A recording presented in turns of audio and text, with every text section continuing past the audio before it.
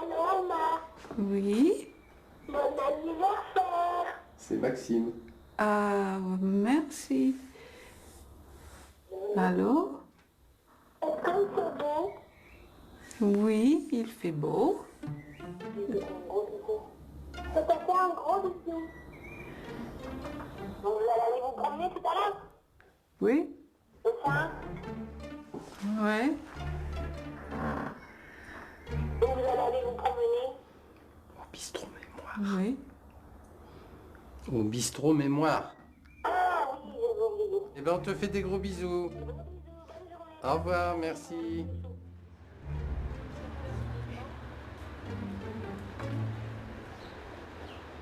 Bonjour, bonjour. Bonjour. Alors, le programme pour le 29 juin est sorti.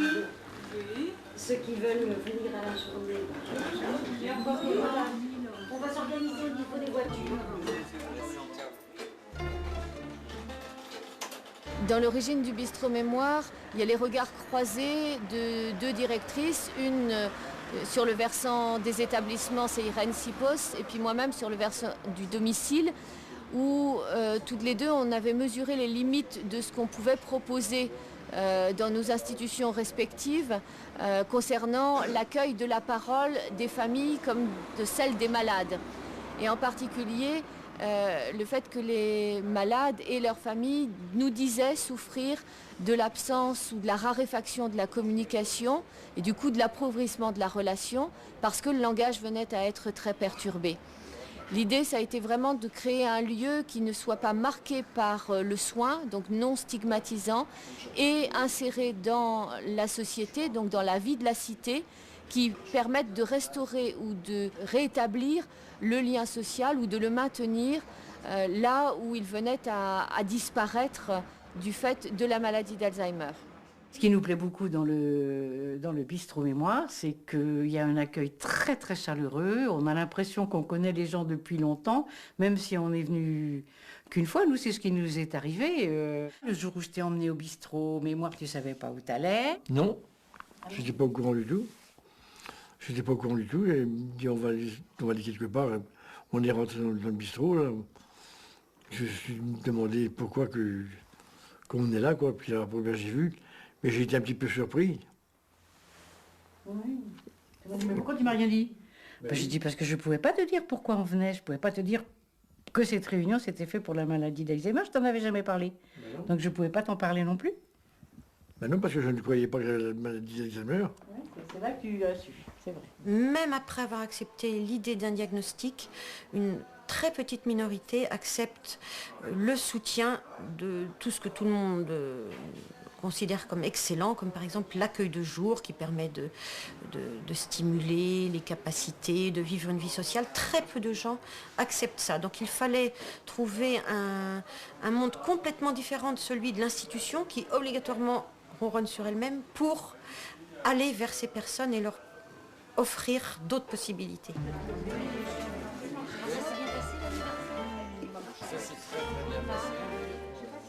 Ça fait un peu plus de 4 ans maintenant.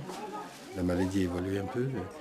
Il y a toujours cette même difficulté qui se complique aujourd'hui par une difficulté de communication parce qu'elle n'arrive plus trop à trouver ses mots. Elle a plus de problèmes pour trouver tes mots, hein, c'est ça? Des fois, tu n'arrives pas à savoir exprimer ce que tu veux dire. Non? Oui. Oui. Tu sais pas. C'est pas grave. Alors, ça rend la communication quelquefois plus difficile. Oui. Le pire dans cette maladie, c'est que les malades sont conscients de leurs difficultés et c'est psychologiquement difficile à vivre, je crois, pour eux. Hélène, qu'est-ce que tu penses du quotidien? Je sais pas. De ta vie de tous les jours? Elle n'est pas belle? Souvent tu dis qu'elle est pas belle? Oui. Que tu souffres énormément? Oui. Tu souffres énormément de ce que tu étais? Oui. De ce que j'étais, oui. Et de ce que tu n'es plus? Que j'ai perdu.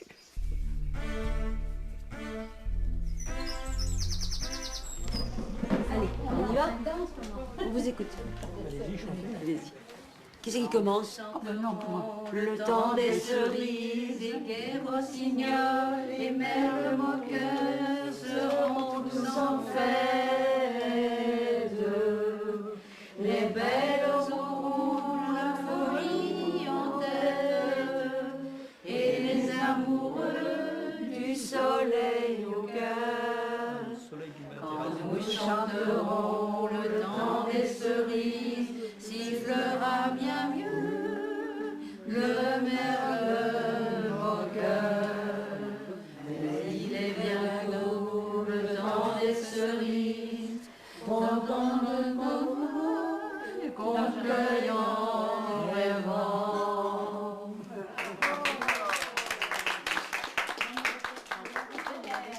Il y a un réconfort parce que tous les gens qui viennent ici ont quelqu'un de malade. En principe, soit un mari, soit une femme, soit des parents.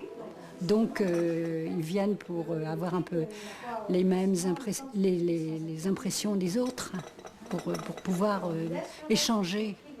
Et puis ça nous apporte quand même beaucoup.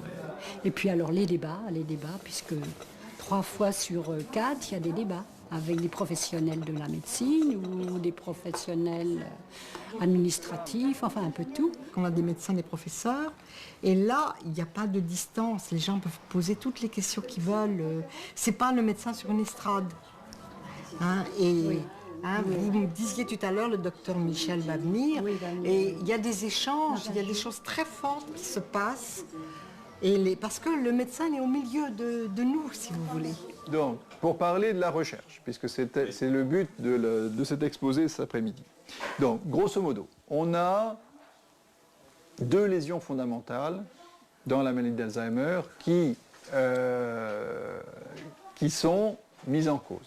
La plaque amyloïde et la dégénérescence neurofibrillaire. Donc là, on a des pistes de cousins des médicaments actuellement en cours, et on a des symptomatiques, peut-être un petit peu étiologiques, mais surtout symptomatiques.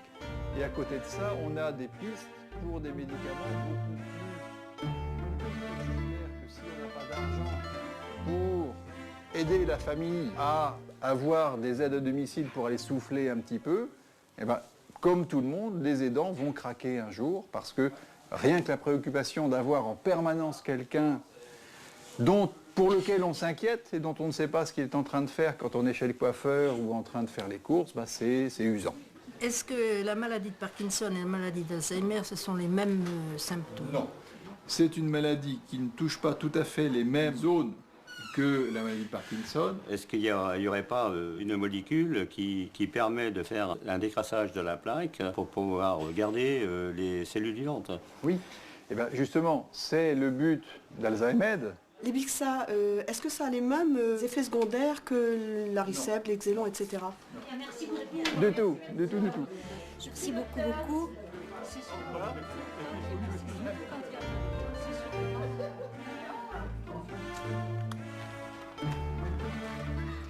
On n'a pas eu peur d'être exclu. Oh non, Moi, c'est moi qui suis gênée par rapport aux amis ou tout ça. Je veux pas les déranger les gens parce que je me dis bon, ils savent, mais je veux pas de la pitié des gens, quoi.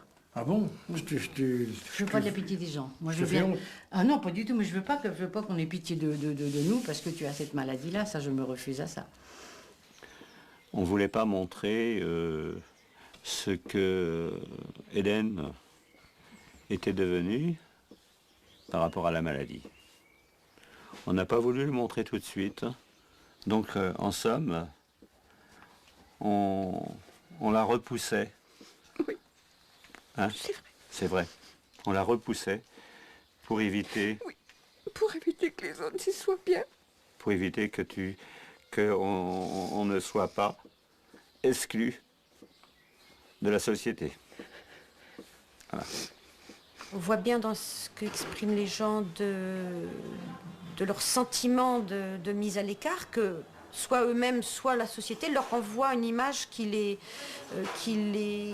met à part.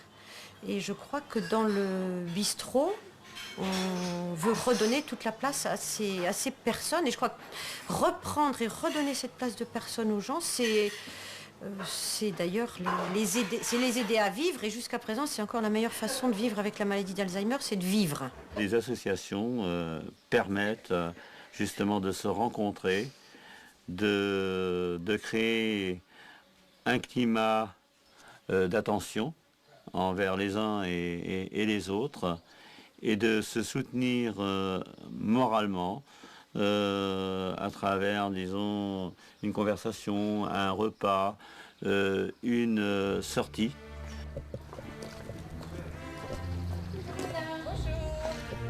Ça va et vous? Bonjour madame. Bonjour. Oui. Oui. Je suis là, Bienvenue à tout le monde. Il manque encore quelques personnes qui vont arriver. Je vois que vous êtes un peu pressés de boire l'apéritif. Alors on va y aller, hein. On va boire l'apéro. Vilma, on va trinquer. Allez, on trinque. C'est pas moi qui l'aime. Ces journées extérieures permettent à nouveau de retrouver une communication. Les personnes qui sont là sont très contentes de partager autour d'un repas. Ils disent, enfin, on peut ressortir ensemble. C'était bon, hein? On a bien mangé, mais pas assez bu. Vous n'avez pas assez bu? Nous allons continuer maintenant l'après-midi. Alors, nous allons aller au jardin de Brocéliande. Et pour éviter que vous vous fatiguiez, nous allons prendre le petit train qui va nous emmener à travers les fleurs.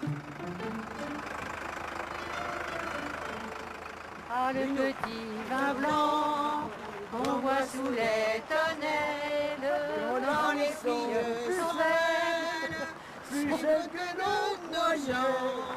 Et puis de temps en temps, un air de vieille romance semble donner la cadence.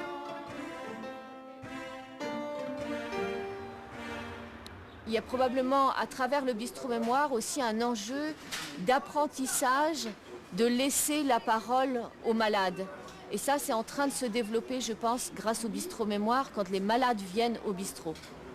Ça me fait plaisir de développer de mémoire, parce que ça me permet plus de facilité de parler. Et ça te plaît de discuter? Oui, ça me plaît de discuter avec eux. Oui. Ben, ça passe que c'est parler d'ailleurs plus tranquillement. Alors on arrive à mieux approfondir des paroles qu'on envoie, quoi. Ça, je trouve qu'il n'y a plus d'amitié.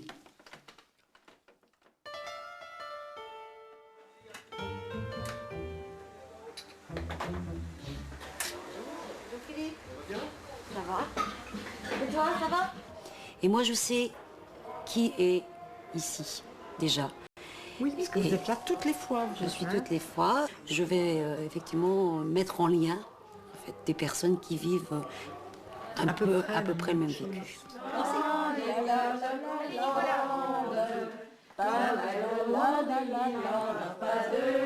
C'est la jungle. La java la plus belle, celle qui en s'appelle.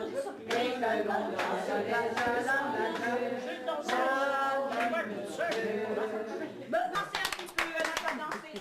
Nicolas, il aime bien la visite.